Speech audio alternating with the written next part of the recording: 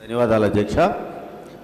మంత్రి గారి సమాధానం ఎంత అన్యాయంగా ఉంది అని అంటే, జీవో నెంబర్ 110 విడుదల చేయడం జరిగింది అధ్యక్ష.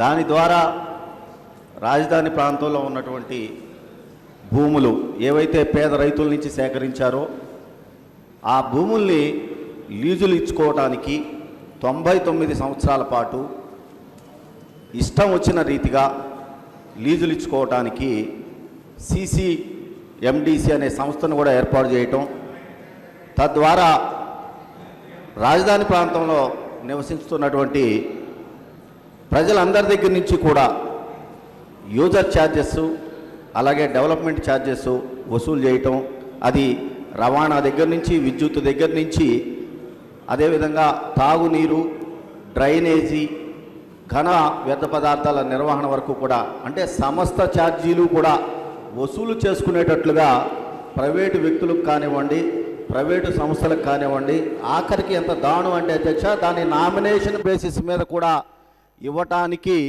అన్ని రకాలుగా ప్రభుత్వం లోపాయకారకంగా ప్రయత్నాలు చేస్తూనే ఈ రోజున మంత్రి గారు సభకి మేము ఎటువంటి లీజు ప్రతిపాదనలో ఇవ్వటం లేదు, అలాంటి ఆలోచనలు లేవని చెప్పడం మాత్రం ఇది అన్యాయం, దారుణం అని చెబుతూ ఈ CCDMCని కూడా 2013 కంపెనీల చట్టం కింద ఏర్పాటు చేయటం, దాని నుంచి కూడా ఆ CCDMCని కూడా అడ్డం పెట్టుకొని పేద ప్రజలను మోసం చేయడానికే ఈ సంస్థను ఏర్పాటు చేయటం అనేది కూడా పూర్తి స్థాయిలో జరిగింది అధ్యక్ష. అంతేకాదు ఏదైతే 99 సంవత్సరాల లీజు అనే దాన్ని చట్ట రూపంలో తీసుకురావడానికి కూడా గత డిసెంబర్ నెలలోనే మరి ఇదే శాసనసభలో చివరికి ప్రతిపక్షం కూడా లేకుండా ఏకపక్షంగా నిర్ణయం తీసుకొని ఆ బిల్లుని పాస్ చేసుకోవడం కూడా జరిగింది అధ్యక్ష. మరి మంత్రి గారు ఈ విషయం అన్న మర్చిపోయామో మరి నాకైతే అర్థం కావట్లేదు, కానీ ఖచ్చితంగా ఈ రోజున శాసనసభ సాక్షిగా ప్రభుత్వం అవాస్తవాలు చెబుతూ ఉంది. పూర్తిగా పేద రైతుల నుంచి, పేద ప్రజల నుంచి మోసగిచ్చి భయపెట్టి బెదిరించి తీసుకున్నటువంటి భూముల్ని మాత్రం 99 సంవత్సరాలు అంటే సుమారు 2 తరాల కాలం పాటు ప్రైవేటు వ్యక్తులకి, ప్రైవేటు సంస్థలకి లీజుకి ఇవ్వడం, తద్వారా ప్రభుత్వ బినామీలు లబ్ధి పొందేటట్లుగా ఇది మొత్తం చేస్తూ ఉన్నారు. దీన్ని ఖచ్చితంగా ప్రజలు తమ ద్వారా ప్రభుత్వాన్ని కూడా మేము ఒకటే కోరుతా ఉన్నాం అధ్యక్ష, దీన్ని తక్షణం రద్దు చేసుకోవాల్సిందే.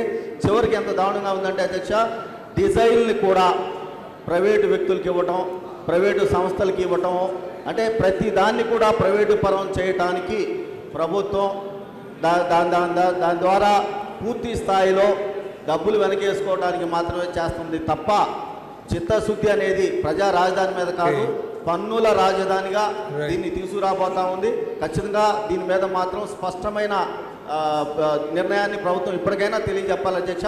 దీన్ని లీజ్కి ఇవ్వడానికి మాత్రం దీనికి కట్టుబడి ఉండాలి. ప్రైవేటు వ్యక్తులకు కానివ్వండి, ప్రైవేటు సంస్థలకు కానివ్వండి ఇవ్వకుండా ఉండటానికే కట్టుబడి ఉండమని మంత్రి గారిని తమ ద్వారా కోరుతా ఉన్నది. మంత్రి గారు.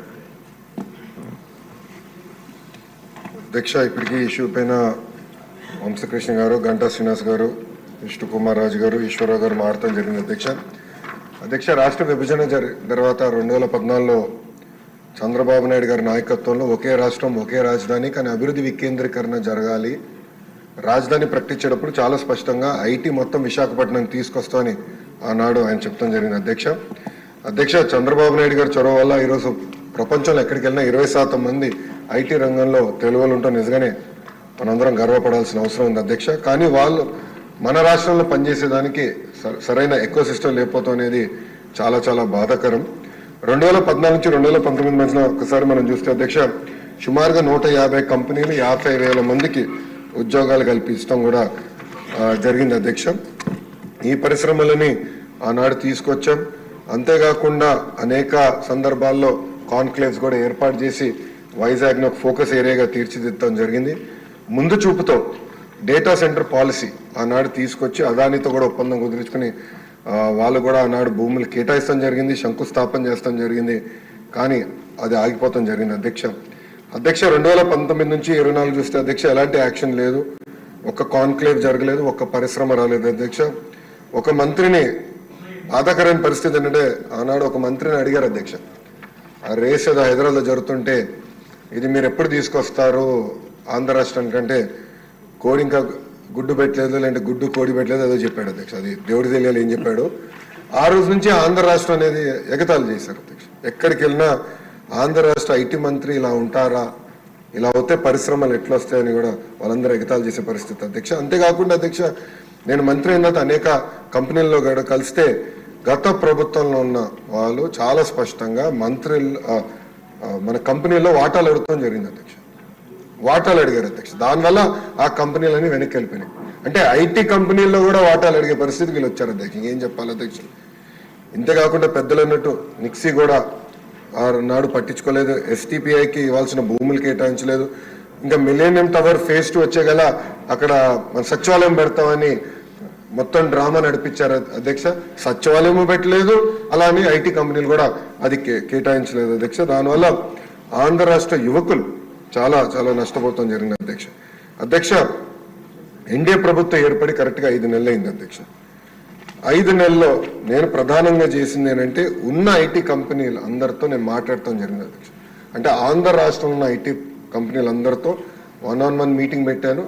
చిన్న కంపెనీలు వస్తే వైజాగ్లోనే నేను ఐటీ సార్ నాయకత్వంలో, ఐటీ సార్ కాదు మన ఐటాప్ నాయకత్వంలో నేను సమావేశం కూడా ఏర్పాటు చేసుకుని అక్కడ వాళ్ళు ఎదుర్కొన్న సమస్యలు ఏంటి, ఇంకేం చేస్తే బాగుంటుందని కూడా వాళ్ళతో సుదీర్ఘంగా చర్చిస్తాం జరిగింది అధ్యక్ష.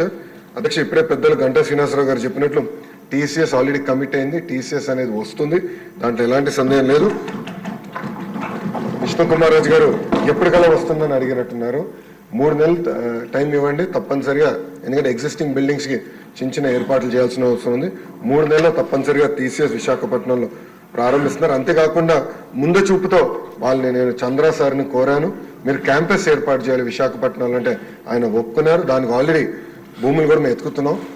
దానిపైన కూడా నేను చాలా క్లియర్గా 2-3 చెప్పిన తర్వాత దాన్ని కూడా వస్తాను అధ్యక్ష. పెద్దలు వంశకృష్ణ గారు అడిగినట్లు అధ్యక్ష, ఇక్కడ ఎకో సిస్టమ్ కూడా ఏర్పాటు చేయాలి. దాంట్లో భాగంగా నేను కూడా ఐటీ కంపెనీలు అందరితో మాట్లాడినప్పుడు ఇన్ఫోసిస్తో కూడా మాట్లాడాను. వాళ్ళని కూడా ఒక క్యాంపస్ ఏర్పాటు చేస్తే బాగుంటుందని వాళ్ళని కోరాను. వాళ్ళు కూడా ఆల్రెడీ భూములు ఎత్తుకుతాం జరుగుతుంది అధ్యక్ష. ఏదో ఒక బిల్డింగ్ 500-600 కాదు, క్యాంపస్ అనేది అవసరం ఉంది. దానికి వాళ్ళకి భూములు కూడా ఇప్పుడు ఎత్తుకుతాం జరిగింది, మొదలుపెట్టాం అధ్యక్ష. నేను అనుకుంటా మాక్సిమం ఒక 6 monthsలో కొబ్బరికాయ కొట్టచ్చు నేను ఆశిస్తున్నాను. దానికి నేను చాలా కష్టపడుతున్నా. మీరు 20,000 ఉద్యోగాలు అడిగారు అధ్యక్ష. 5 సంవత్సరాలు 20,000 ఉద్యోగాలు నా టార్గెట్ కానే కాదు. పెద్దలు అన్నట్టు 5 లక్షల ఉద్యోగాలు ఒక ఐటీ రంగంలో ఆంధ్ర రాష్ట్రంలో క్రియేట్ చేయాలనేది టార్గెట్గా నేను పనిచేస్తున్నాను అధ్యక్ష.